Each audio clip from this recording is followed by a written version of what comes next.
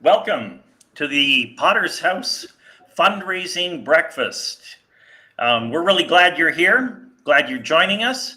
And I would like you to know that we are coming to you from two different continents right now. We're coming to you from North America and from Africa. We're really excited with what's happening. And we would like you to know right from the outset, as you're joining us, that the reason that we are doing this, the reason that we are fundraising, trying to make money, is for the glory of Jesus Christ, for construction of something very significant in northern Uganda. And we'd like to share that with you this morning. So we've got a number of people. We've got from the GTA, Joy Hawkins. Good morning, Joy. Good morning, Bill. And in Uganda, we have Trisha. Hi, Trisha. Hi, everybody. And Benson. Hello. Now, you might have noticed that we advertise this as breakfast at the Potter's House, and this is indeed breakfast. If you haven't had your breakfast, I will share my bagel with cream cheese with you this morning.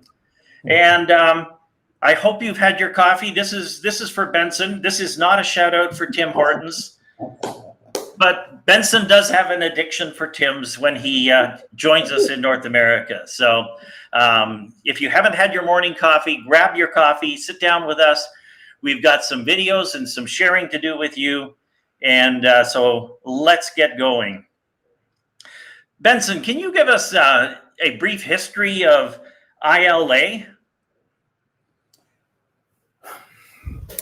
Thank you very much, the opportunity given to me. First of all, when I was praying this day, I felt something very important that on a certain note, I want to start by saying that we are in the lockdown because of COVID-19 in Uganda, and the wave is more serious and is killing many people. And it took me back to memories of what has happened in northern Uganda. We had war for over 20 years in northern Uganda. I am personally a survivor of war. I have seen the pain that people go through when war happens. We were forced to leave our own home to live in internally displacement camps, where we survived with food from United Nations World Food Program. I've seen that children were abducted at my age to become child soldiers in northern Uganda. They became the shield as they fight the government troops. And many of these children never returned to this very day. I saw war that happened in northern Uganda that over 60,000 children became orphaned because of the war in northern Uganda. I saw suffering of all kinds in northern Uganda that led to what we call post-traumatic stress disorders. I saw the need for help of my people, but we were very helpless. There was nothing that I could see that would raise my people up to live a new life. I saw another wave of suffering in northern Uganda. Many of you have heard of what they call Ebola. We suffered from Ebola in northern Uganda that killed people like nothing. The wave of meningitis, the wave of hepatitis, the wave of all sorts of pain, HIV, AIDS in northern Uganda. Even the worst came what we call nodding disease that killing children, behaving like they have epileptic syndrome. It has been a suffering in northern Uganda. The pain of war still remain amidst more suffering that happened in northern Uganda. Because of the pain of trauma in the lives of people, the young people who were abducted to become child soldiers were forced to kill their own parents, kill their own brothers, kill their family members. They did traumatic things around, burning houses for the families, running away, and soon these children, some of them became survivors and returned back home with all the trauma in their lives. They begin to live as if there is nothing that matters. Killing one another, fighting, violence became an order of the day. with a clinical psychologist from Australia, we did a research to see that the trauma in northern Uganda is real. For 2 years, this research became very successful, published in British Journal for Clinical Psychology, as Benson with the Dr. Robbie being the author of the book. I saw it's culturally sensitive, a way to help my people have a new life. But after 2 years, the program was successful and the clinical psychologist was heading back to Australia and nothing would be done to help my people. That is when I saw the need for the broken people. I Live Again Uganda became the hope to change and give healing, hope, and identity in the life of people to fight the trauma that we experienced for over 20 years of war. This is a brief story of how I Live Against Uganda started because of the trauma in the lives of my people. Thanks, Benson. The United Nations funded a study in northern Uganda, and they determined that over 66% of civilians in Uganda currently suffer from post-traumatic stress syndrome. This is a real and gargantuan problem in northern Uganda. So with ILA, what does it offer now, Benson? I Live Again Uganda offers these categories of program. Number one, trauma counseling.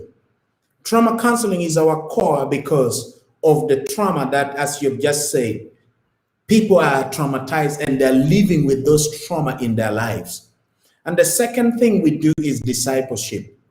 People ask us, even when we're doing trauma counseling, where was God when God, if he is there? Why did he allow such things to happen to us? God does not care. God is not willing to support the people from northern Uganda.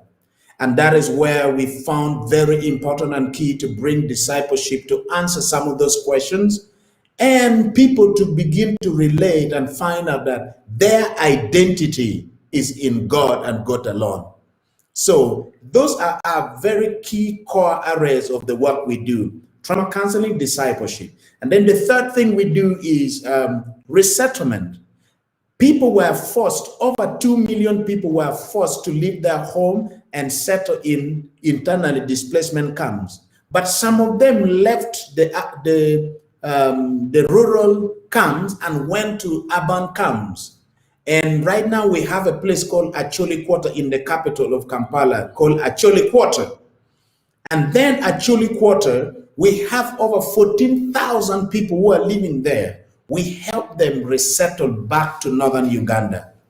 And then the other thing we do, which is very key, is called community development. We believe that in northern Uganda, people are suffering, they need development in their community. But the community come together and say, the problem for our development is the children are not having proper discipleship. Who can help us bring a good help in these children? So we come together to support these children. Is it community development in raising what we call businesses? Some of them have small stool businesses where we support them in what we call income generating activities. Is it tree planting that they need? So we have what we call community development. And then in those areas, about the 4 areas that we do, we have 2 key things that are very significant within those. That is refugees response. We have Uganda as a country is the 3rd in the entire world currently, with Pakistan hosting the highest number of refugees in the entire globe, and number 1 in the entire Africa, helping to receive refugees from the different countries. We also help them in trauma counseling. And then that which is very key that gathers us today is the Potter's House. We have a belief we cannot do it alone. So Potter's House, I will give more detail later, but Potter's House is also one of our key areas in the response to people who have been traumatized because of war. Thank you. Thanks, Benson. We would like to introduce you to one of the trauma counselors. His name is Joel Nokrach, And he made a video for us that he's going to share, and we're going to meet a little bit about what he does. So if we can roll that now, that would be great.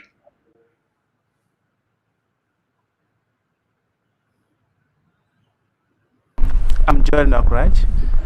I do trauma counseling at Live Again Uganda as project coordinator.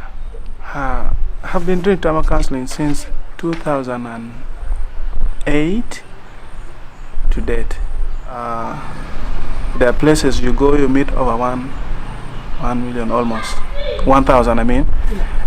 So others 700, others 500. The minimum so far I've had is, I think, more than 50 per session. So doing it every month and almost every day, every week, from 2008 to date, in different locations in northern Uganda.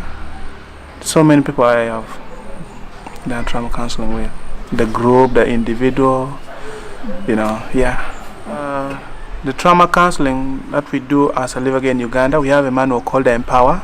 So in that manual we have the topics that we go through. One of them is the first is building trust.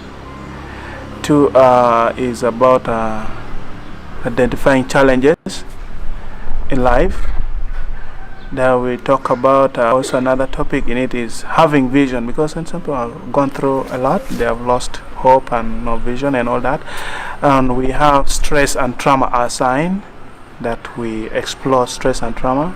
Then we have that deeper part of it called snake bite, where people talk deeply what they've gone through as trauma. Then there's that bit of the last part of it is about forgiveness. I have to talk about this gentleman. I met him in 2018 when we went to a community not very far from Gulu town, where our office is.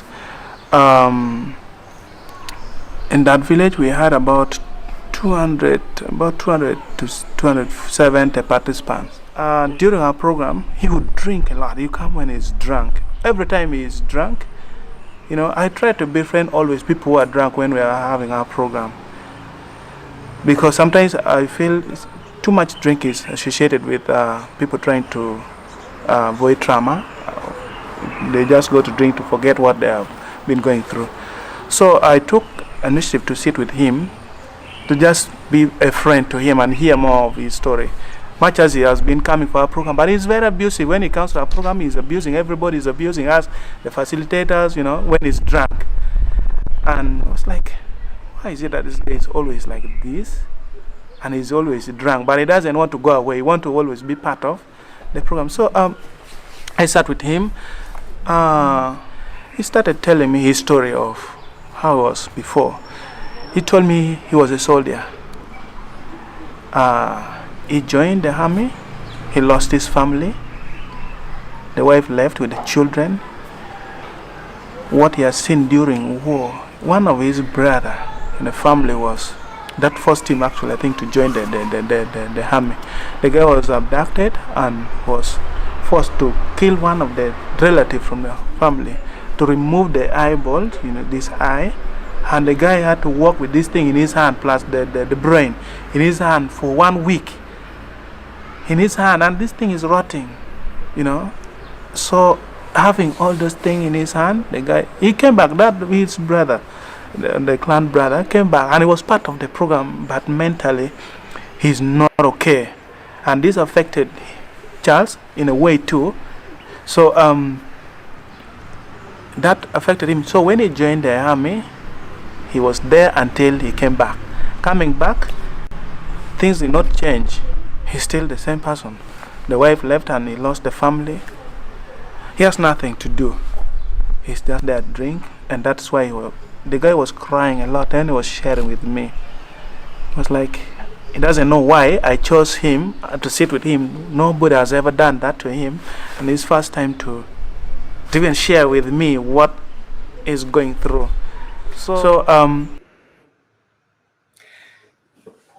So we've seen the first part of what Joel does. As trauma counseling, and we've seen and heard how difficult conditions have been for people through the 22 years of civil war. One thing I hope you caught at the very beginning was that in the trauma counseling that he does, he's meeting with, in some cases, 1,000 people at a time, that they're going to villages where he listed some numbers, 750 people, 500 people, 150 people is kind of like one of the lower numbers. The impact that the trauma counseling is having and the number of people that it is reaching in northern Uganda is huge. Benson and Tricia, can you explain a little bit to us about the opportunities that are happening in the United Nations resettlement camp? Currently, we have a lot of opportunity to help fight the trauma in the lives of the people in the refugee settlement. The fact that we know that when refugees leave a country and goes to another place, people label them as refugees, not as people. And that is kind of a stigma that has been a challenge. They don't value themselves as people. So the opportunity is there to always sensitize them and mobilize them, because the research clearly tells us that for over 17 years minimum, refugees is always settled in another country. So you can't just call yourself a refugee and just sit and... So the opportunity of trauma counseling has been huge. Another opportunity has been the discipleship.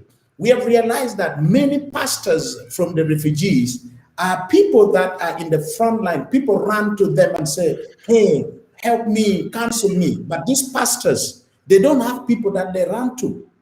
We as the organization, as ILA Uganda, we have become the people they can run to and say, hey, I'm also a person like any other person. Even if they call me a pastor, I've also suffered in the war that happened in another country.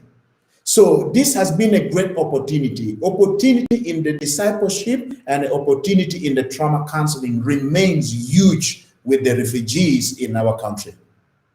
Thank you.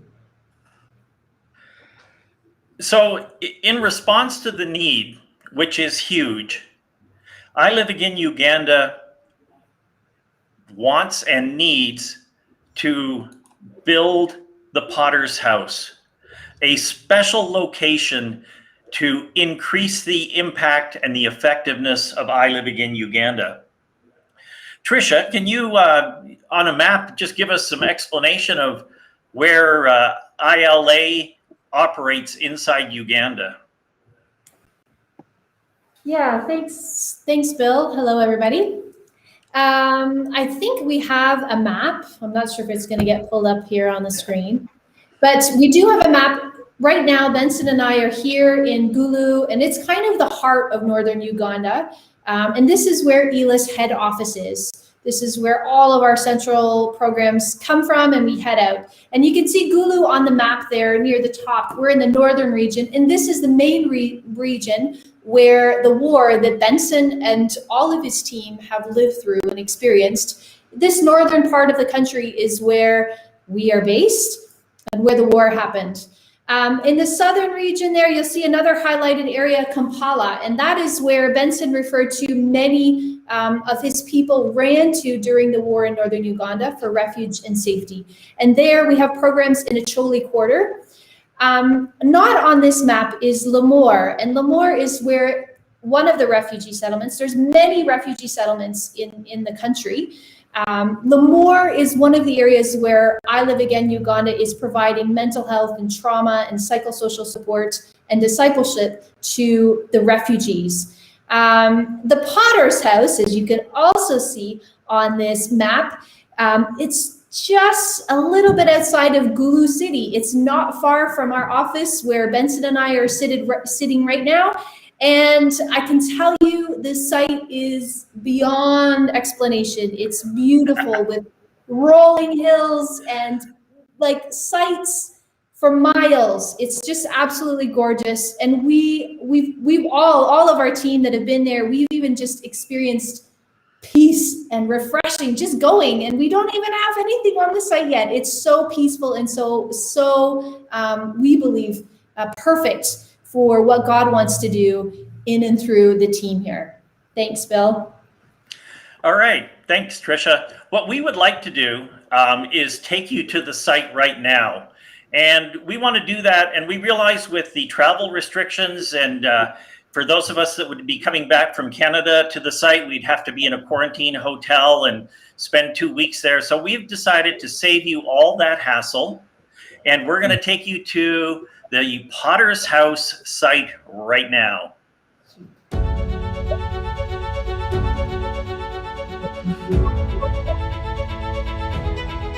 Not only in Africa, not only in Uganda, not only in East Africa, globally, crisis coming from natural disasters. Crisis coming from people that have been evicted from their countries or from their own village because of war. Crisis right now, the pandemic of COVID-19 and the need for mental health is very paramount at this moment.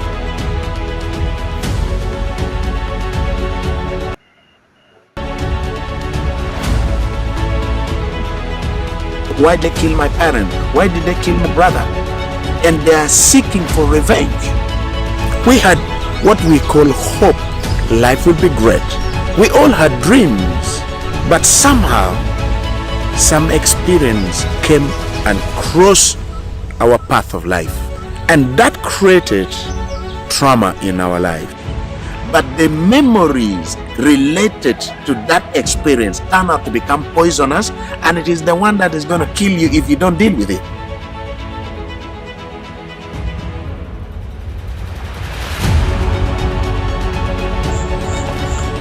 The word of the Lord came to Jeremiah. Go down to the potter's house, and there I will give you my message. So I went down to the potter's house, and I saw him working at the wheel. But the pot he was shaping from the clay was made in his hands. So the potter formed it into another pot, shaping it as seemed best to him. Now the time to invite you to partner with I Live Again Uganda to build the potter's house. The potter's house will be a place where men, women, children, caregivers, leaders, and pastors will come together from all over the world. Bring people from South Sudan who are in the front line. Bring people from Congo. Bring people from Rwanda. Bring people from the West. Bring people from the Middle East. Go and receive training in the potter's house and go spread like fire. It will be a place where healing begins. There will be therapy, adventure therapy, art therapy, music therapy, and family therapy. It will be a place where hope abounds. When they come to such a place, they receive a new hope, and identity is restored. A potter can remold us to make us special. Out of the puddle that has fell down, a potter picks out and puts it together and molds a new, beautiful thing of great use. Our identity is in God.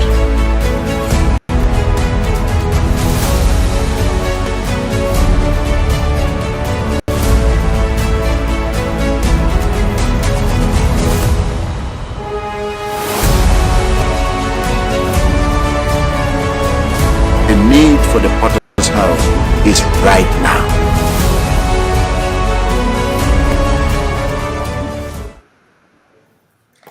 All right. One of the things that Benson mentioned in that video is that this is a partnership. And some of the people that are here this morning are from Canada.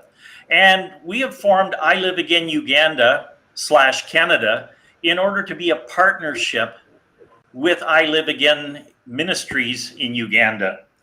And this is a partnership that has opportunities for us to support. And this is one of the main things, or one of the main reasons why we exist. And Joy's going to give you an explanation of the financial partnership that we are pursuing this morning. Yeah, thanks, Bill. So I think you'll see a couple links come up on the screen for where you can donate. So it is different for US versus Canada. So depending on where you're located, make sure you open the right link. And I think we're going to stick it in the chat as well so that people can easily copy and paste it. But the goal for today is to reach 100,000, which I know sounds like a big number, but the good news is that we do have a matching donor. So for the first 50,000 that comes in, another 50,000 will be matched. So this is a really great opportunity for us over here in North America to really help these people out. It's like really mind-blowing how to try and picture some of the things that, like the stories that they share. And like, I can't begin to imagine what it would be like to experience some of the things that these people have experienced. So I feel like helping out here is just a tiny little small part that we can do to help these guys. Thanks, Joy. This is just an amazing opportunity because, as Joy explained, every dollar that you donate today is doubled up to $50,000. And we would really like to see us raise $100,000 today or more in order to start construction for the Potter's House. We realize it's a big goal for today, but the ultimate goal is even bigger. And it's because I Live Again Uganda is not just preparing for this year, for 2021, but also preparing for the future. And so this is a step into the future so that the ministry of I Live Again Uganda can spread outside of Uganda into the country of South Sudan, into the Democratic Republic of Congo. And so we are actually looking to raise ultimately $2 million. And the plans have been laid. The property exists as you've seen it. In fact, when you stood on the top of the hill, you got to see almost to the rocks of South Sudan. And we also have, and I'd like to get that on the screen right now, a preliminary site plan. And Benson's going to just walk us through briefly because we want you to understand that this is serious what's happening.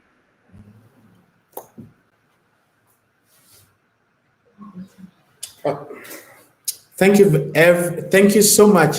When I see these things, I get more excited that it is not just on the screen, but is already on the ground. As you see, the preliminary master plan is showing different pieces that will be in that place. Majorly, if you can even see in the screen, we have these things are categorized in 3 different forms. We have therapy and counseling center.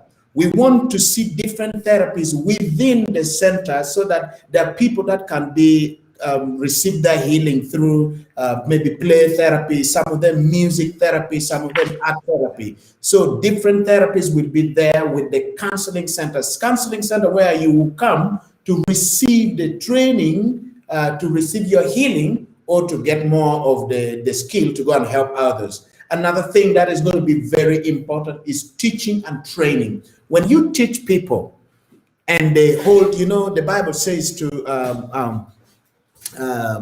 Paul talks to Timothy and said, for what you have learned from me, from the leaders and the elders, they have already entrusted you with that. Go and entrust it with other people, where they will also entrust with other people. So we have the training center. Actually, when you see in the middle of a circle there, you see some building which looks like a fish, which is that is going to be the training center. Very important. Another thing that is going to be very key is what we call rest and refreshment. We believe that people can come, children can come, pastors can come, cultural leaders can come together and receive rest and receive what we call like camping for young generations. By the way, some of you may not know, South Sudan had suffered war for over 50 years now. But every time war breaks in South Sudan and they come to Uganda, something happens.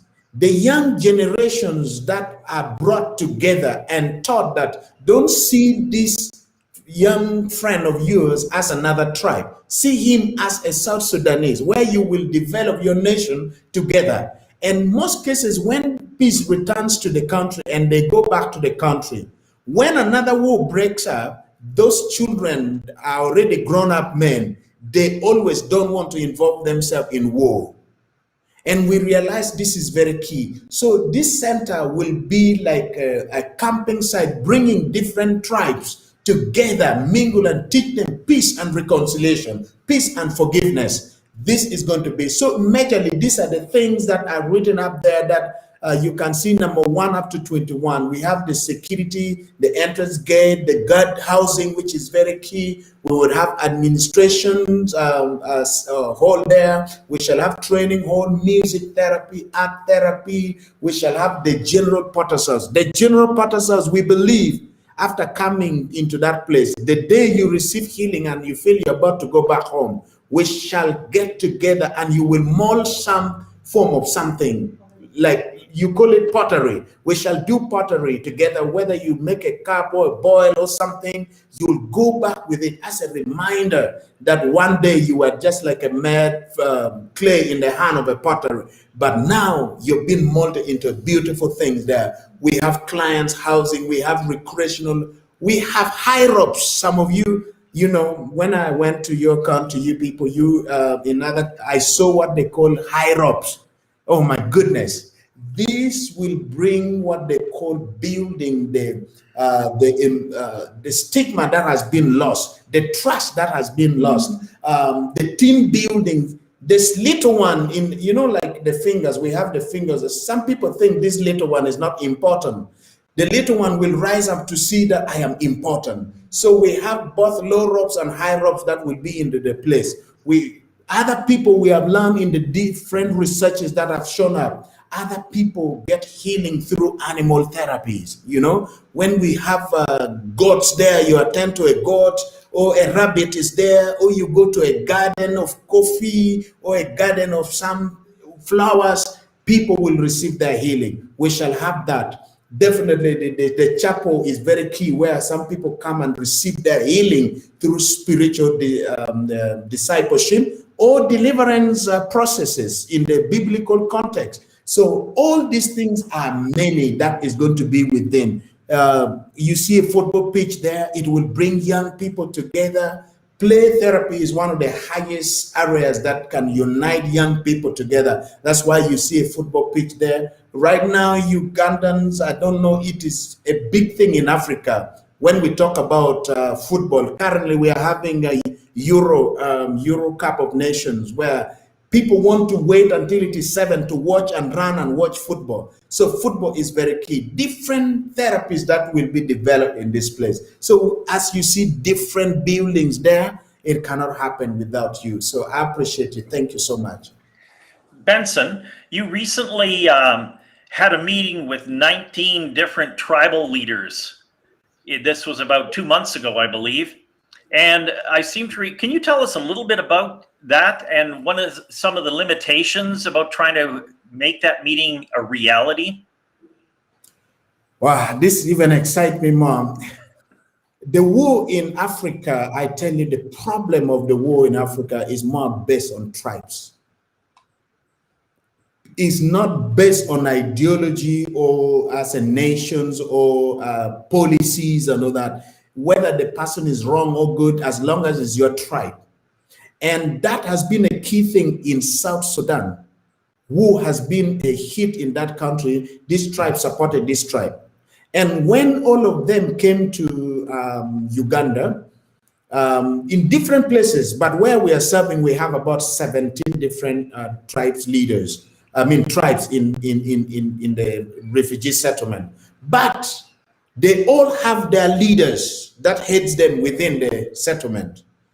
And because the war in South Sudan is based on tribal, the government, together with the different agencies, the NGOs that are working with the refugees, they want to bring the tribes together and teach them forgiveness and reconciliation. But I Live Again Uganda is the only organization that their approach in mental health, in psychosocial support, in forgiveness and reconciliation is the only approach that the government saw and say, this is the only approach that can unite but not ignite more war. So the different organizations ask for the opportunity if they can be given opportunity to sit with the tribal leaders, and all were rejected until they approached I Live Again Uganda to bring the tribal leaders together. When we brought them together, it is painful, but at the end of it, you can see somebody smiling and saying that we want to see this organization in South Sudan. And one man from another tribe stood up and said, I want this approach to go to the grassroots and start from the community and climb up to Juba. Juba is the headquarters. So I saw a lot of sense in what he said. You know what they say, bottom-up approach or top-bottom approach. This is very sensitive. From bottom there, the grassroots people, they're the one, every person in the city there, every person who is in the capital, in the government, they come from a village somewhere. They come from some home. They come from some belief. So if we can really start from the bottom there, from their families, where their mother, their father, their uncle would say, hey, you are up there. Remember, you come from this root. Avoid those kind of tribalism, nepotism, and sectarian kind of act will not help us. So the approach was so powerful, and we celebrated with the leaders, and they say, we want you to always be coming to remind us and teaching us. And they were able to mingle together with other tribes, which has not been always easy. So how would the Potter's House have made that more effective? Very powerful. This is key. You know, we have a proverb in our language that people may not understand. It says, one hand may not help you enough. Meaning, in this context, if Benson and his staff, 20 of them, they cannot spread to the entire South Sudan. Time is limited. There's a lot of limiting factors. So if we say, instead of you, Ila Uganda, going to, let me talk about the Great Lake regions. Rwanda has issues. Congo has issues. Somalia has issues. Eritrea has issues. Ethiopia has issues. Uganda has issues. Central African Republic has issues. We cannot alone spread and go to those places with great and more information going to the global world and say, come to the Potter's House, bring their leaders, come to the Potter's House, train them, teach them the true forgiveness and reconciliation, which is in God. Not, you know, some of these things are taught as scholars is great, but it must point out at the end of it that God who first forgave us, reconciliation is through God. When they come together, we don't coerce anybody, but we teach them the truth. And when they get it, tribal leaders have influence. They go back and all the masses come together and say, come and hear what I learned from the Potter's House. Come and learn together. And when they share, I tell you, in Africa, the problem is this. It's a good problem in one way or the other. I don't know. If the president stands and says one word, and the tribal chief or a king of a tribe says one thing, opposite from what the president says, everybody would listen to what the chief of that tribe has said than what the president has said. So work with them, cooperate with them, and show them the right path, and they will be able to pass the right path to the generation, to the people that are under his subject, and it would be a great hope and healing. One of the things that we did, which is very important for you to know, before we entered into the work with the refugees, we called the pastors out of the refugees and brought them to Gulu, in the town of Gulu. This is a story that is never forgotten up to today. In the month of April, one pastor called me and we sat together and said, we will never forget the day you took us for 3 days and we stayed in Gulu, and it was a different environment. In trauma counseling, environment, change of environment brings healing also. So it is very key. Number one, the cultural leaders, they need healing themselves so that they can also pass the healing to the others, because they also lost relatives and also lost the subjects they serve. Thank you. One of the things that we would like to share with our viewers is the answer to the question, where is God in all this? And if you remember the video that we were watching with Joel, one of the trauma counselors who's been with ILA for 12 years, we're now going to hear the end of the story of the man that he befriended at one of the villages, the man who was drunk every time and abusing the counselors that spent days and weeks with the entire village. So we'd like to share with you the end of that story.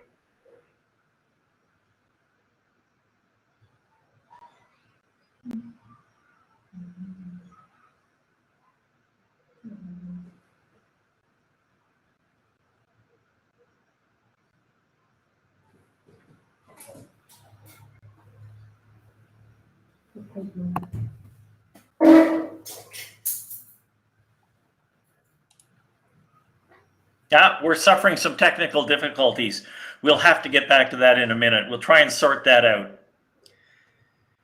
You know, someone has said at one time that the world will be a better place when someone plants a tree that they will never sit under. Do you understand what that means? If someone is willing to do something for the future generations, even though they won't get the personal blessing or the personal thanks for it, it's like planting a tree that it'll provide shade, it'll provide wood, it'll provide fruit for people in the future. And the person that plants it doesn't even get to participate in that. But that is what makes a community a success. That is what makes a place or a world a better place. And that's what we're doing with the Potter's House. And that's what we are asking you to do. We're asking you to make a significant financial contribution, like planting that tree that you might not ever sit under, in order to make Northern Uganda, Northern Africa, Southern Europe, the rest of the world, a much better place.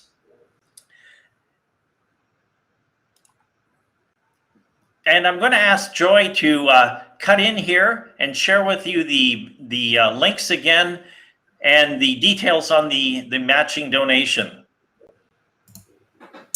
All right, so the links will show up on the screen again, hopefully, and we can paste them into the chat as well so that people can copy them.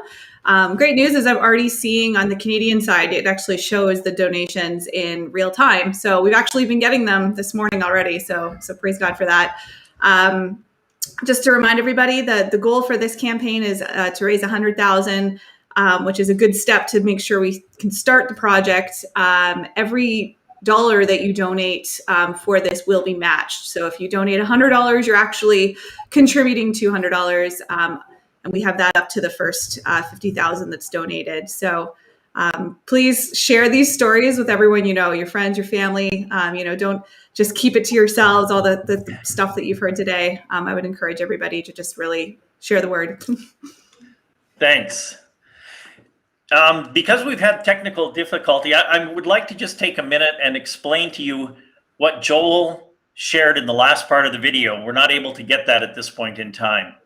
So this man that was so abusive, when Joel went back many months later after the trauma counseling was completed, And he went back to the village. The man who had been a drunk, who had been so abusive to the counselors that had taken their time to be there and to spend days and weeks in the village, the man was actually the secretary at a church that had sprung up in the village. And he was introduced to Joel. He said, "This is the guy." And people could not believe the change in the man's life. And so the money that you donate, and we realize we're asking for a lot, but we do know that our God is a great God. And so we will not be disappointed. The money that you donate changes lives, and changed lives change communities, they change countries, and they change the world. Benson, I'd like to give you the microphone for the last couple of minutes and to sign us out. I am definitely very excited and thankful that God and God alone. I am here as a young man who is trying to help and support, but people don't know how many people are behind me. Tricia is right here to make sure I say, Benson, go, Benson, go. Francis, as the staff, are saying, hey, guys, let's come together, let's do this. And they don't know that even when we go and people see us in the front line, they don't know that there are people outside there that are supporting us. People in the US, people in Canada, people in Australia, people in UK, people all over the globe. They have come together and said, here we are together. It reminds me of a story that many of you know. It has always been in my mind for many years that when war broke between the children of Israel and the commander-in-chief who is leading war called Joshua, the war became so much, and people like you who are there, who are donating, are like Moses, who lifted their hands up and said, we are here for you, praying for you, supporting you. May the war be won. The more you lift up your hands to see that we win the battle, the more we win the battle. I want to say that thank you so much for anything that you give counts. It is changing lives. It's being put in the book of records. Above all, people are coming to know Christ, which is the most important thing. I know it can be difficult for everybody right now because of COVID-19. It means every penny that you give, I surely appreciate and thank you so much. May the Lord bless you and take care of you. May the Lord look upon you with favor and shine his face on you. May the Lord expand your territory. I bless you, and I'm here. I will be here in the front line. May time comes that travel is allowed, you come and see and witness that your giving is not in vain. Thank you so much, and may God bless you. Thanks.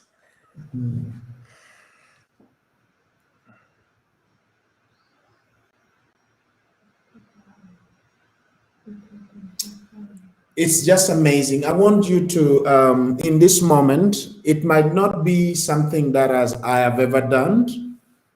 It is the first time, but I don't know if it's a traditional culture or whatever, but in honor of the people that have lost their lives in northern Uganda because of war, because of the pandemic, which is now a serious wave currently, people are dying every day. Because of the different struggle that we have had in northern Uganda. Just for seconds, can we just remain silent in respect that those souls were key and important to God?